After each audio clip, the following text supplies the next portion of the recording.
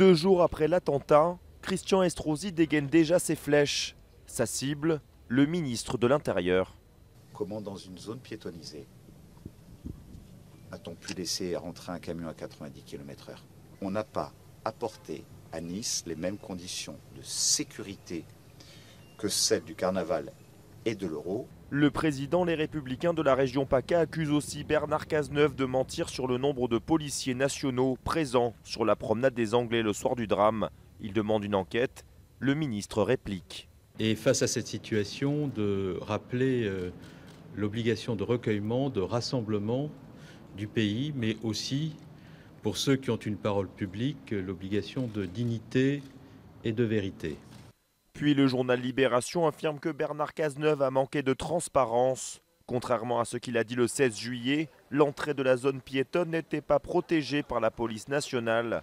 Le ministre saisit l'IGPN, ce qui satisfait Christian Estrosi. Une trêve de courte durée, la policière municipale en charge de la vidéosurveillance à Nice dénonce des pressions qu'elle aurait subies.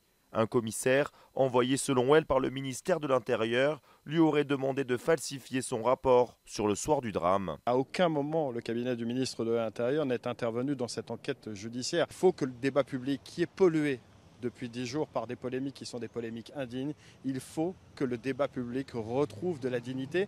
Bernard Cazeneuve a porté plainte pour diffamation. Le résultat de l'enquête de l'IGPN devrait être révélé dans les jours à venir.